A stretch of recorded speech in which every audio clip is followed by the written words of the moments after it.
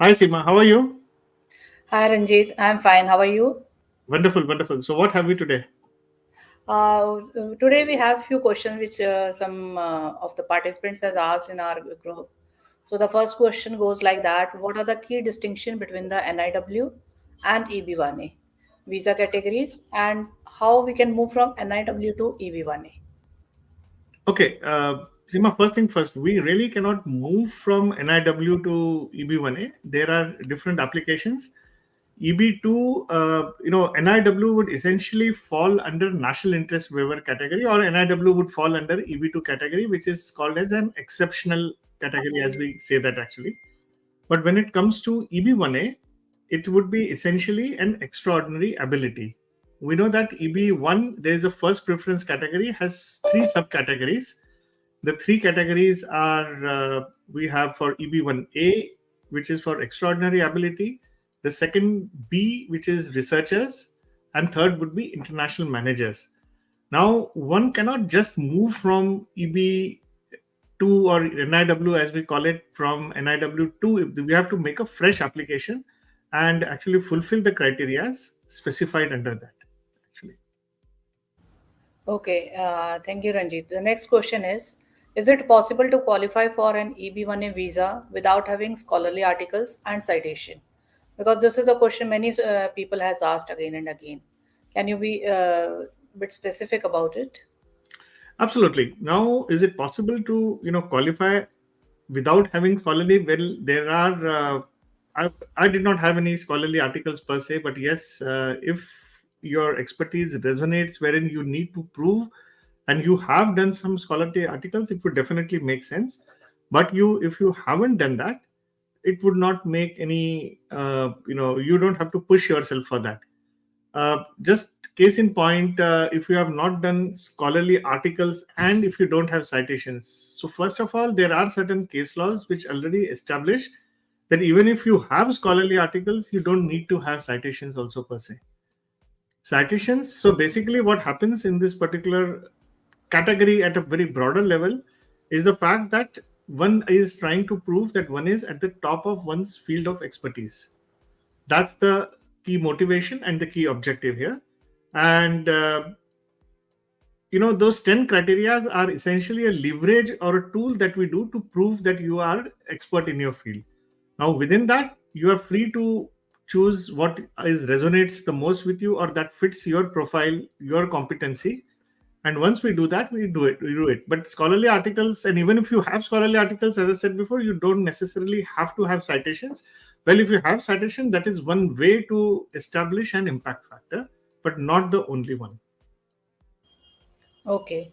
So the next question is I have priority dates from EB2. Can I port my EB2 priority date application to an EB1A application?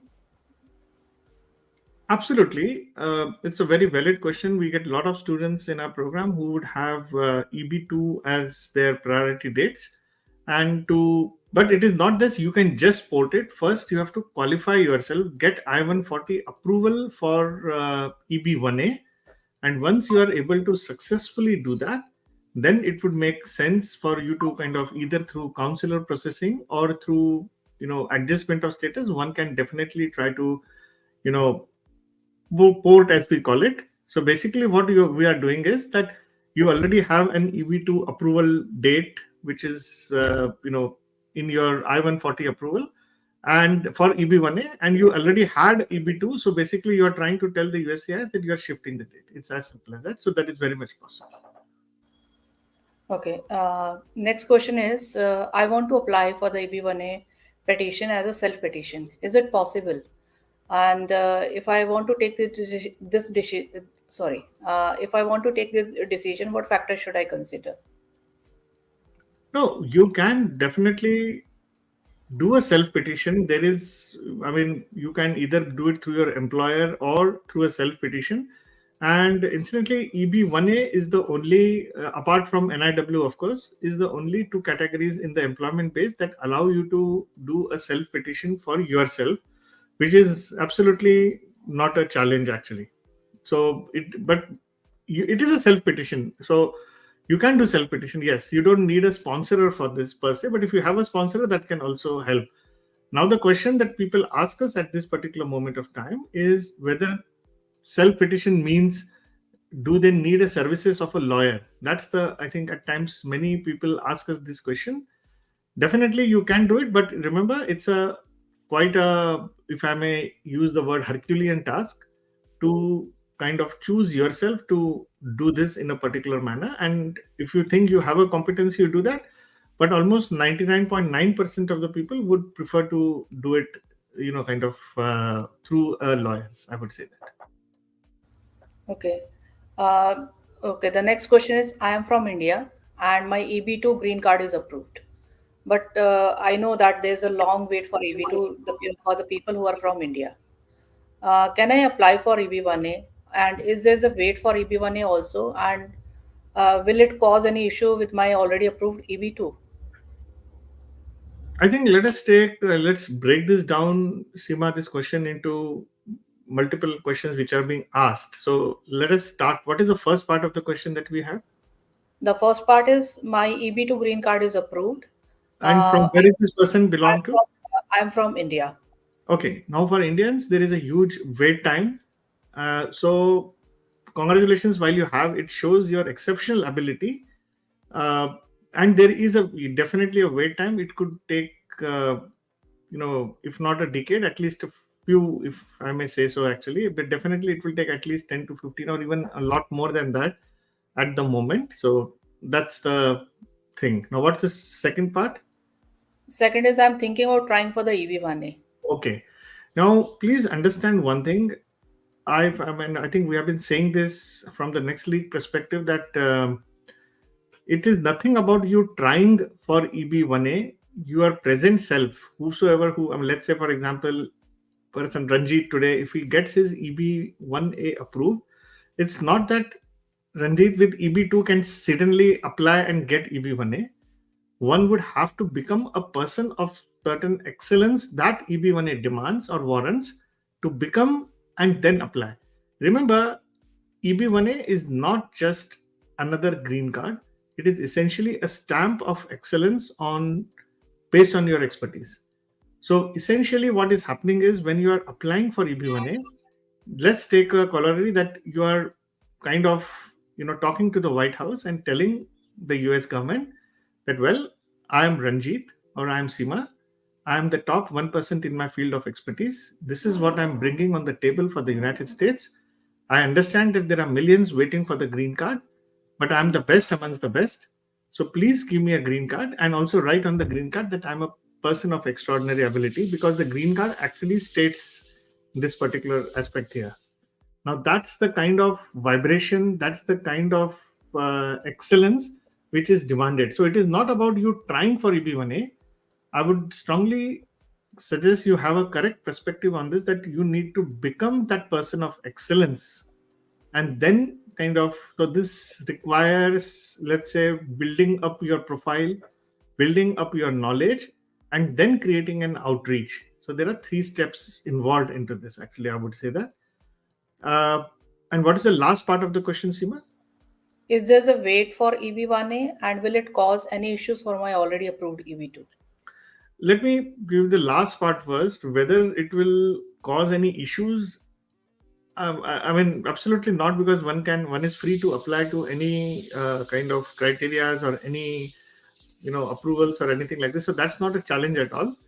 Uh, is there a wait for EB1A? Now, if you already have your EB2 approved and if it is backdated, then definitely, depending on the priority date for EB1A, you either may have to wait or you may not.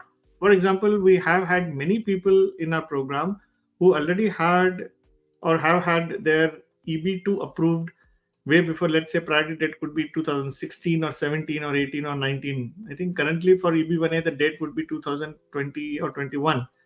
Depending on every month, the visa bulletin would speak about that. But depending on your EB2 priority date, there may not be any material impact on your EB1A. And if the date is current for your EB1A, depending on the date for your EB2, one could actually even, concurrently file I-485 also, actually. But I think this is strictly a legal aspect, and you might like to kind of consult a lawyer in detail for this. Thank you, Ranjit. The next question is, I'm working in the US for last 8 years. My EB1A petition was rejected. And is there any bad consequences because of that? Should I appeal the denial or should I apply for it again? Okay. Well, if it is unfortunately rejected, what was the, I mean, consequences on what? Apart from you not getting your EB1A, I don't see any reason or anything that could, bad as you call it. There is nothing bad that happens if you apply. Either USCIS will approve your petition or it will not approve your petition. Uh, but definitely, you should be informing again to the USCIS if you are applying again. I mean, that's the thing. One should not shy away from the fact in accepting a declaration at whatever level it is required at times. Now, your next part of the question is, I think, whether one should go for appeal or apply again. Even when you go to appeal, one can go to, kind of validating the whole petition or going to AAO, which is an administrative appeal office. Well, this is strictly a legal advice, I would say. First, we don't give legal advice, so let's be honest about the truth here. That second, we don't even know what case we are talking about here, whether the rejection has been based on certain criterias or rejection has been based on totality, how if the criteria were approved, because we have seen in fact sometimes that even 8 criteria is getting approved, yet you one not getting EB1A actually. So these things do happen at times. So one has to look at the totality of the case and the merit of the case before even kind of, appealing or any aspect. Because one very important thing one needs to be sure of, that if you are going for an appeal or something, whatever evidences that you have submitted, that would matter.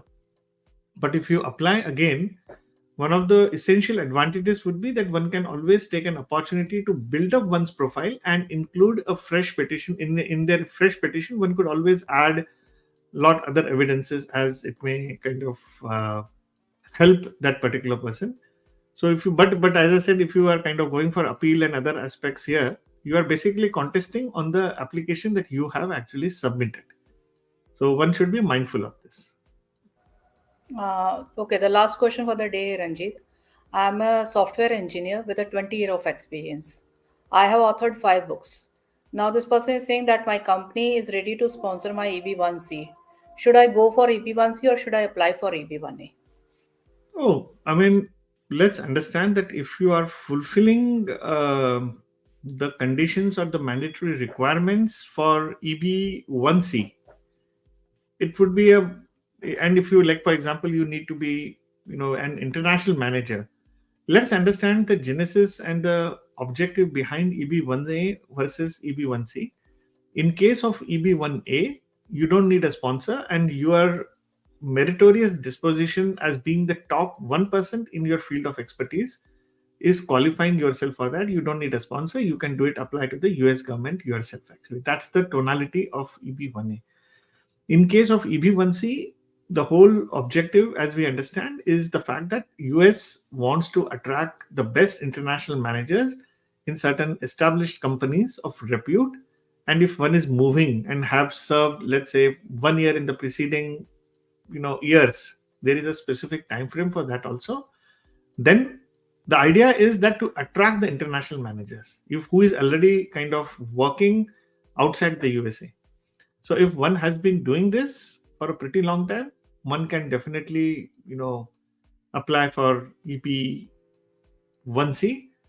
Having said this, I would just have one observation here, that EB1C being an employer-based petition, and I would like to assume that you don't have your EB2 approved right now.